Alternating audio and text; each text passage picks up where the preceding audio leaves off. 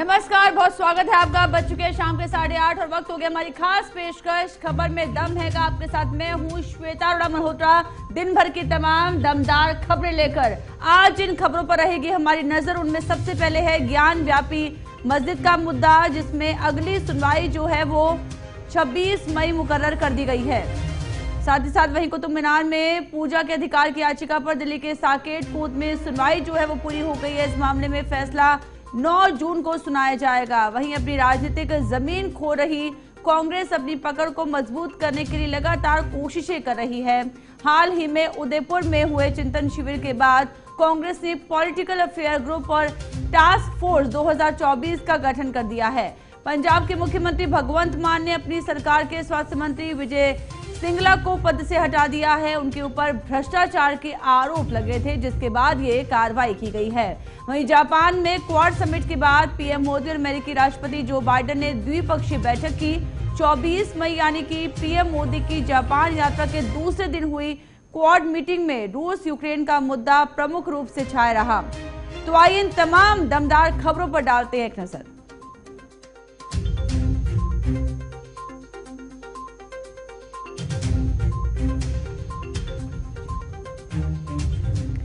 ज्ञान व्यापी मस्जिद विवाद पर वाराणसी की जिला अदालत ने आज अपना फैसला टाल दिया है। अब अदालत 26 मई को इस पर सुनवाई करेगी। मंगलवार को सुनवाई के दौरान मुस्लिम पक्ष ने कोर्ट से ऑर्डर 7/11 पर मामला सुने जाने की बात कही थी। इसके बाद वाराणसी जिला जज अजय कृष्ण विश्वेश ने कहा है कि वो अब 26 मई को सुनवाई करेंगे और ऑर्डर 7/11 को पहले सुना जाएगा। इसके साथ ही जिला कोर्ट ने ज्ञान व्यापी मस्जिद की सर्वे रिपोर्ट पर 7 दिन के भीतर दोनों पक्षों से आपत्तियां दाखिल करने को भी कहा। तारीख पर तारीख ज्ञान व्यापी मस्जिद का विवाद अब तारीखों के फेरे में उलझता हुआ नजर आ रहा है। दरअसल 24 मई को सुबह से ही ज्ञान व्यापी मस्जिद पर सबकी निगाहें टिकी रही। 24 मई को ज्ञान व्यापी मामले पर फैसला आना था, लिहाजा ये दिन ऐसा था कि 23 मई को कोर्ट के आदेश के बाद सबकी निगाहें जिला जज के फैसले पर टिकी हुई थी। ऐसा लग रहा था कि सुनवाई के बाद दशकों पुराने इस विवाद का कुछ हल निकल सकता है, लेकिन अब एक बार फिर से नई तारीख दे दी गई है और मामले की सुनवाई 26 मई को होगी। वाराणसी के मां श्रृंगार गौरी ज्ञान व्यापी प्रकरण को लेकर जिला जज डॉक्टर अजय कृष्ण विश्वेश की अदालत ने सुनवाई की अगली तारीख 26 मई तय कर दी है। कोर्ट रूम के बाहर लिस्ट से मिलान करके कुल 36 लोगों को अंदर भेजा गया था। अदालत को 2 मामलों की सुनवाई को लेकर आदेश देना था। सर्वे पर दोनों पक्षों की ओर से 1 हफ्ते में आपत्ति देने के लिए कोर्ट ने कहा है। इसी दिन अंजुमन इंतजामिया मसाजिद कमेटी के रूल 7 ऑर्डर 11 के तहत प्रार्थना पत्र पर सुनवाई का समय दिया है, यानी मुकदमे की पोषणीयता पर सुनवाई हो सके कि केस सुनने लायक है भी या नहीं। देखिए, मुस्लिम पक्ष के वकील ने कल हुई सुनवाई में कहा था कि ये मामला सुने जाने योग्य है ही नहीं। कुल मिलाकर ये मुकदमा सुनवाई योग्य है या नहीं, इस पर अंजुमन इंतजामिया मसाजिद कमेटी के प्रार्थना पत्र पर 26 मई को सुनवाई होगी। मुस्लिम पक्ष का कहना था कि उपासना स्थल अधिनियम 1991 पर सबसे पहले सुनवाई हो, उसी पर 26 मई को सुनवाई शुरू होगी, तब मुकदमे की रूपरेखा तय होगी। साथ ही कोर्ट ने ज्ञान व्यापी परिसर के सर्वे रिपोर्ट की सीडी, फोटो आदि दोनों पक्ष को दिए जाने की बात कही है।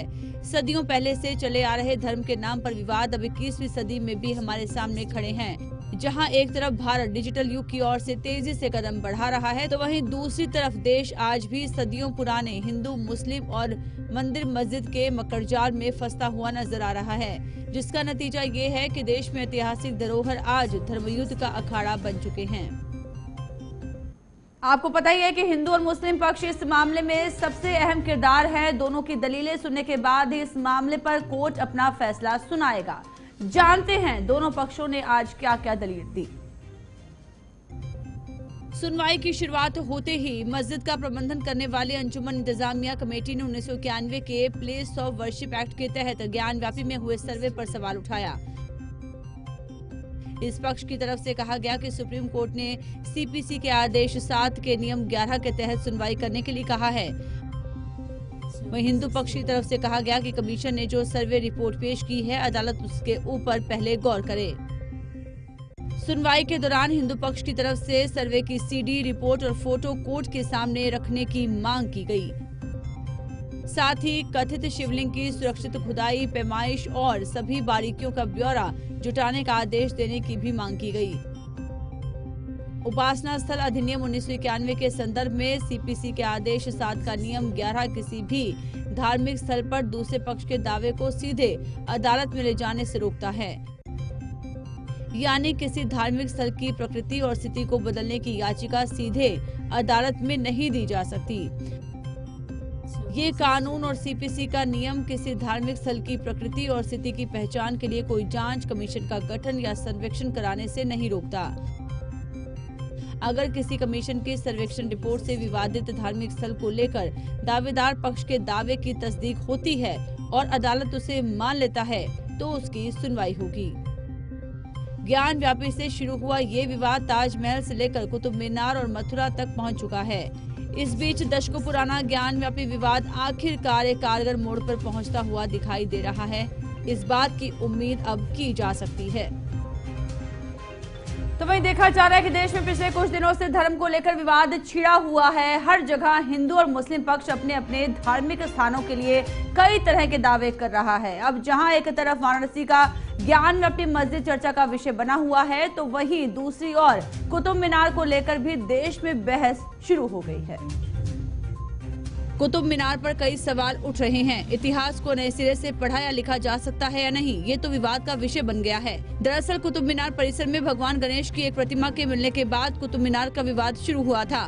वरिष्ठ अधिवक्ता हरिशंकर जैन ने साकेत कोर्ट में याचिका के जरिए कोर्ट से कुतुब मीनार परिसर में हिंदू देवताओं की पुनर्स्थापना और उनकी पूजा अर्चना का अधिकार मांगा था। इस पर कोर्ट ने आर्कोलॉजिकल सर्वे ऑफ इंडिया से जवाब मांगा था, जिसका जवाब एएसआई ने कोर्ट में दाखिल किया और बताया कि कुतुब मीनार की पहचान बदली नहीं जा सकती। इस मामले में अब 9 जून को फैसला आएगा।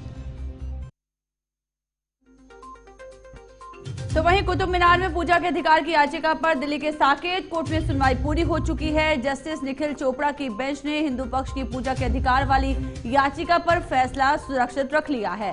इस मामले में फैसला अब 9 जून को आएगा। साथ ही कोर्ट ने दोनों पक्षों को एक हफ्ते के अंदर ब्रीफ रिपोर्ट जमा करने को कहा है।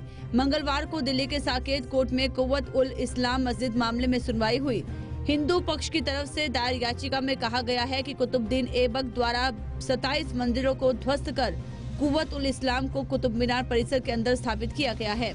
इस पर कोर्ट में एएसआई की तरफ से पेश वकील ने कहा कि कुतुब मीनार पुरातात्विक महत्व वाला स्मारक है, लिहाजा यहाँ किसी को पूजा पाठ करने की इजाजत नहीं दी जा सकती। आइए जानते हैं कोर्ट में सुनवाई के दौरान क्या क्या हुआ। जज 800 साल पुराने धरोहर पर दावा कैसे। हरिशंकर जैन हिंदू पक्ष के वकील, देवी देवता कभी लुप्त नहीं होते।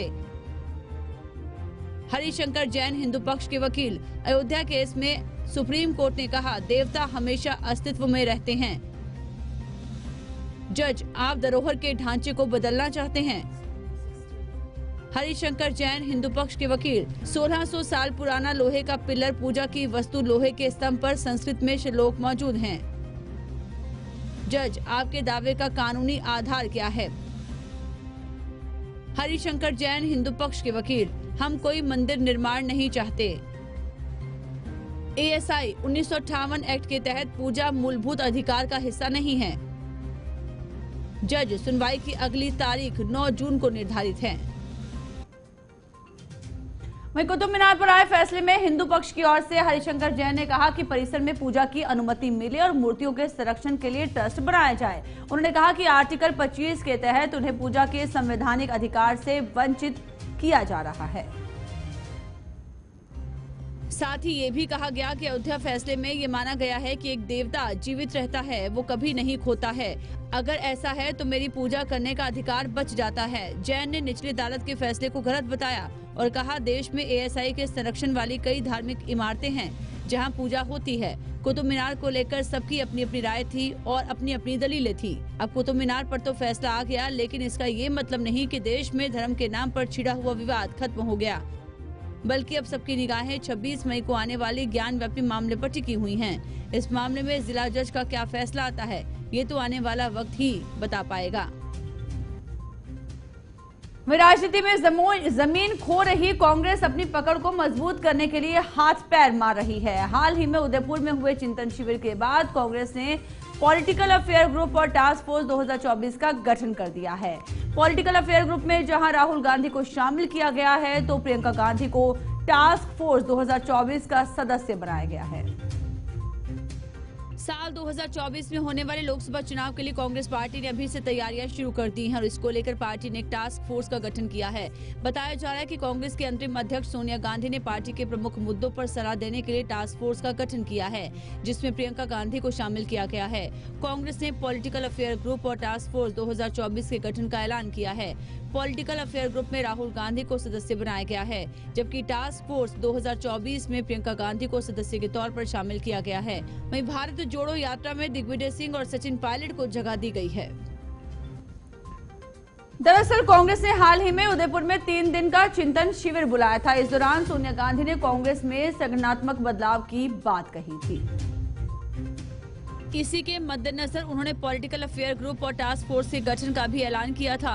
सोनिया गांधी ने तत्काल प्रभाव से अफेयर ग्रुप, टास्क फोर्स और central planning group for Bharat जोड़ो यात्रा के गठन का ऐलान किया है। आइए जानते हैं पॉलिटिकल अफेयर ग्रुप में किन नेताओं को जगह मिली है। राहुल गांधी, मल्लिकार्जुन खड़गे, गुलाम नबी आजाद, अंबिका सोनी, दिग्विजय सिंह, आनंद शर्मा, केसी वेणुगोपाल।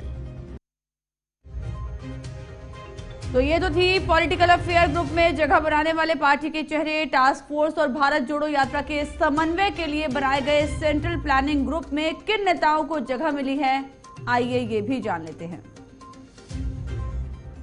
इस लिस्ट में सबसे पहला नाम है पी चिदम्बरम, मुकुल वासनिक, जयराम रमेश, केसी वेणुगोपाल, अजय माकन, प्रियंका गांधी, रणदीप सुरजेवाला, सुनील कानूगोलू।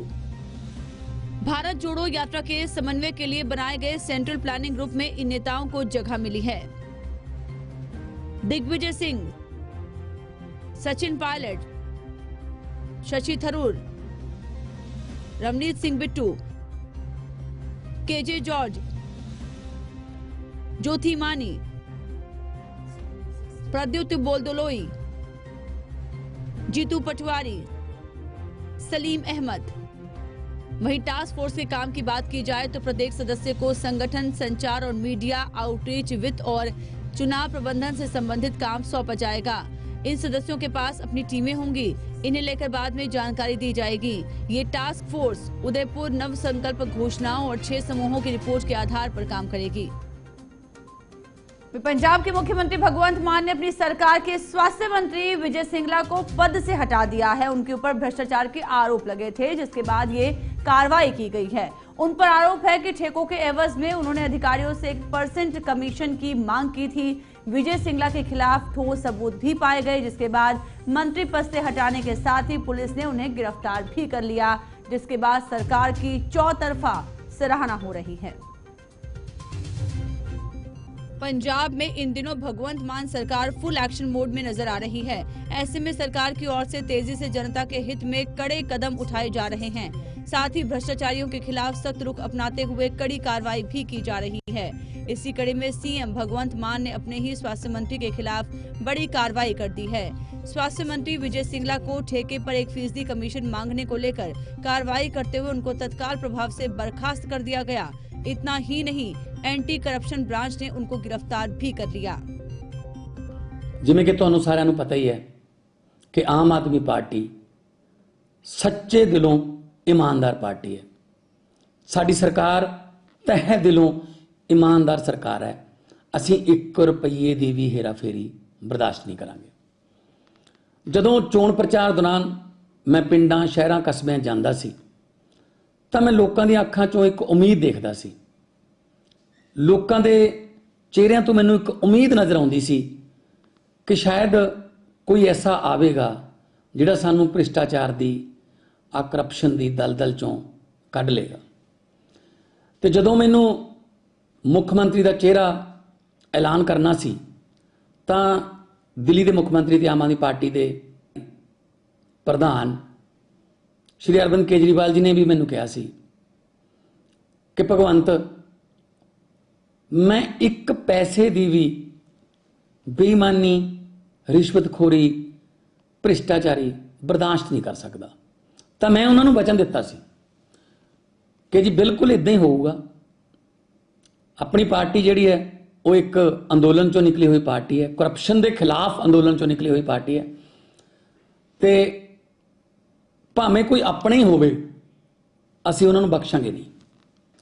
ਮੇਰੇ ਧਿਆਨ 'ਚ ਇੱਕ ਕੇਸ ਆਇਆ ਜਿਹਦੇ ਵਿੱਚ ਮੇਰੀ ਸਰਕਾਰ ਦਾ ਇੱਕ ਮੰਤਰੀ ਹਰ ਟੈਂਡਰ ਚੋਂ ਜਾਂ ਉਸ ਮਹਿਕਮੇ ਨਾਲ ਸੰਬੰਧਿਤ ਖਰੀਦੋ ਫਰੋਖਤ ਦੇ ਵਿੱਚੋਂ 1% ਕਮਿਸ਼ਨ ਮੰਗਦਾ ਸੀ।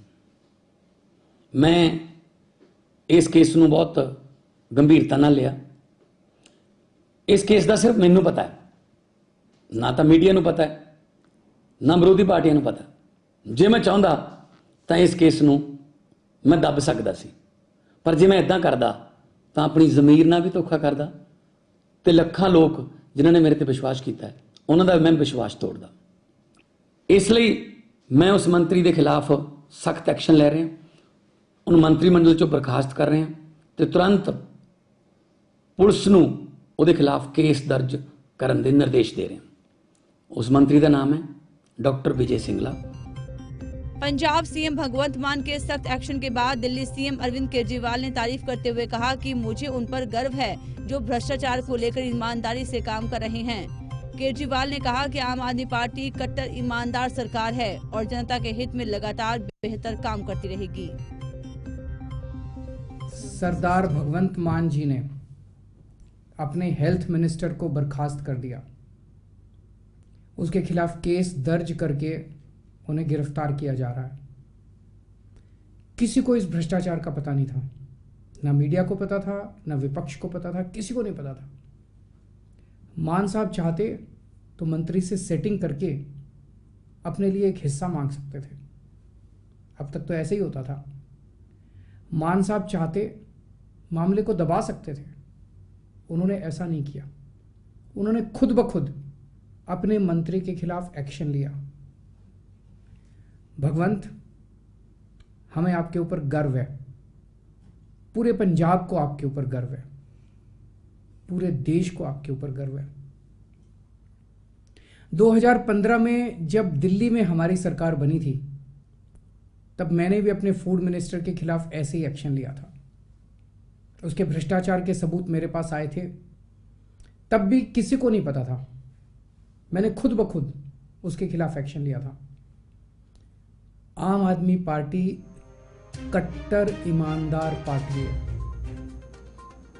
तो पंजाब के मुख्यमंत्री भगवंत मान ने की चौतरफा सराहना होने लगी है। आप नेता और जनता ही नहीं बल्कि विपक्ष भी भगवंत मान सरकार की सराहना करता हुआ नजर आ रहा है। ऐसे में हरियाणा के गृह मंत्री अनिल विज ने भी अपनी प्रतिक्रिया दी।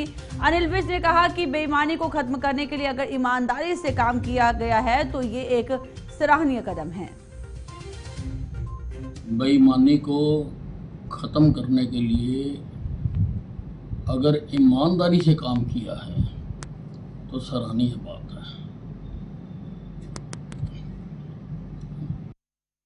फिलहाल पंजाब में सरकार बनने से पहले भी आपने साफ कहा था कि वो जनता के हित में तेजी से विकास कार्य करेंगे और भ्रष्टाचार को लेकर भी जीरो टॉलरेंस पर आप सरकार काम करेगी। लिहाजा जनता के हित में तेजी से काम किए जा रहे हैं और भ्रष्टाचार को लेकर शिकंजा भी कसा जा रहा है, जिसका जीता जागता उदाहरण भगवंत मान ने पेश किया है। ऐसे में प्रदेश में ही नहीं बल्कि देश भर में आम आदमी पार्टी के लोग सराहना करने में जुटे हुए हैं। तो चलिए बढ़ते हैं आगे। प्रधानमंत्री नरेंद्र मोदी का 2 दिवसीय जापान दौरा और सारी दुनिया की नजर भारत पर। दुनिया की 4 आर्थिक शक्तियों का ऐसा मिलन कि बड़े से बड़ा देश अब कमजोर पड़ता हुआ दिखाई दे रहा है। भारत, अमेरिका, जापान और ऑस्ट्रेलिया की एकता देखकर अब कांप रहा है चीन। जो देश भारत को कभी कमजोर कहा करते थे वो आज भारत से ही दुनिया में चल रहे अहम मुद्दों पर सुझाव मांग रहे हैं। दरअसल पीएम मोदी 23 मई को जापान पहुंचे। उनके वहां पहुंचने पर तो मानो हर तरफ खुशी की लहर छा गई। तिरंगे के रंग में रंग गया जापान। हर तरफ मोदी मोदी के नारे लगाते प्रवासी भारतीयों का उत्साह वाकई अपने आप में काफी कुछ बयान कर रहा था। प्रधानमंत्री नरेंद्र मोदी सोमवार सुबह जापान की राजधानी टोक्यो पहुंचे। पीएम मोदी का भव्य तरीके से स्वागत किया गया। पीएम मोदी का ये जापान दौरा इसलिए अहम माना गया क्योंकि वो यहाँ पर क्वाड समिट में हिस्सा लेने आए, जिसके लिए वो टोक्यो में मंगलवार शाम तक रुके और इस 40 घंटे की जापान यात्रा के दौरान उन्होंने 23 बैठकों में हिस्सा भी लिया। पीएम मोदी का जापान आना और यहाँ क्वाड समिट में शामिल होना वाकई विश्व भर में चल रहे मुद्दों के लिए बहुत अहम साबित होने वाला है। आइए इस बीच जानते हैं कि जापान में हुई क्वाड समिट का एजेंडा क्या है। क्वाड समिट का एजेंडा क्या है? इंडो पैसिफिक में डीकार्बोनाइज्ड ग्रीन शिपिंग नेटवर्क तैयार करना, स्वच्छ हाइड्रोजन का उपयोग करना और इसे सुलभ बनाना, इंडो पैसिफिक देशों की जलवायु निगरानी पर मंथन, हिंद प्रशांत क्षेत्र में चुनौतियों और अवसरों पर चर्चा। वहीं जापान में क्वाड समिट के बाद पीएम मोदी और अमेरिकी राष्ट्रपति जो बाइडेन ने द्विपक्षीय बैठक की। 24 मई यानी पीएम मोदी की जापान यात्रा के दूसरे दिन हुई क्वाड मीटिंग में रूस यूक्रेन का मुद्दा प्रमुख रूप से छाया रहा। अमेरिका और जापान दोनों ने इस पर बातचीत भी की। इसके अलावा द्विपक्षीय मीटिंग से पहले बाइडेन ने कोविड से निपटने के लिए जिस तरह भारत ने काम किया है उसको लेकर भी मोदी की तारीफ की। प्रधानमंत्री नरेंद्र मोदी ने कहा कि भारत और अमेरिका की रणनीतिक साझेदारी सही ही मायने में एक विश्वास की साझेदारी है। कई क्षेत्रों में हमारे समान हितों ने इस विश्वास के रिश्ते को मजबूत किया है। हमारे बीच व्यापार और निवेश में भी लगातार विस्तार हो रहा है। ये हमारी ताकत से बहुत कम है। आइए सुनते हैं अमेरिकी राष्ट्रपति से वार्ता के दौरान पीएम मोदी ने क्या कुछ कहा। मिस्टर प्रेसिडेंट, आपसे मिलकर हमेशा बहुत खुशी होती है। आज हमने एक और सकारात्मक और उपयोगी क्वाड समिट में भी साथ साथ भाग लिया। भारत और अमेरिका की स्ट्रेटेजिक पार्टनरशिप सही मायने में एक पार्टनरशिप ऑफ ट्रस्ट है। हमारे साझा मूल्यों और सुरक्षा सहित कई क्षेत्रों में हमारे समान हितों ने इस ट्रस्ट के बॉन्ड को मजबूत किया है। हमारे पीपल टू पीपल रिलेशंस और घनिष्ठ आर्थिक संबंधों में भी हमारी पार्टनरशिप को यूनिक बनाते हैं। इस दौरान अमेरिकी राष्ट्रपति जो बाइडेन ने भी कोरोना काल में भारत के काम को सराहा। साथ ही बाइडेन ने महामारी से निपटने में चीन और भारत की तुलना करते हुए चीन को फेल करार दिया। उन्होंने कहा कि बड़ी आबादी के बावजूद भारत ने कोरोना पर लोकतांत्रिक तरीके से काबू पाया है। आइए जानते हैं कि पीएम मोदी और अमेरिकी राष्ट्रपति जो बाइडेन के बीच हुई मुलाकात में दोनों देशों की तरफ से क्या क्या अहम बयान दिए गए। तो दुनिया की दो शक्तियों की मुलाकात में क्या कुछ खास रहा, मोदी और बाइडेन की मुलाकात की मुख्य बातें आइए जान लेते हैं। पीएम मोदी की बड़ी बातें। बाइडेन से मिलकर बहुत खुशी होती है। भारत अमेरिका के बीच भरोसे की साझेदारी, हमारे समान हितों से विश्वास मजबूत हुआ है। भारत अमेरिकी कारोबार में विस्तार हुआ है। निवेश की दिशा में भी तेज प्रगति हो रही है।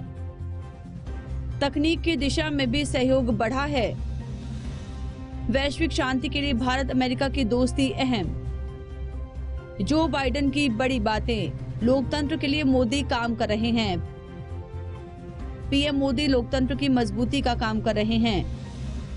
लोकतांत्रिक ढंग से भारत ने शानदार काम किया। कोरोना से चीन निपटने में नाकाम रहा। कोरोना काल में मोदी सरकार ने अच्छा काम किया। कोरोना काल में भारत ने अच्छा काम किया। रूस और यूक्रेन युद्ध के बीच हो रही पीएम मोदी की इस यात्रा पर पूरी दुनिया की नजरें टिकी हुई हैं और इस बीच भारत लगातार विश्व स्तर पर उभरता हुआ नजर आ रहा है। ऐसे में देखना बहुत दिलचस्प होगा कि पीएम मोदी के जापान दौरे के बाद कैसे भारत विश्व स्तर पर और मजबूत होगा।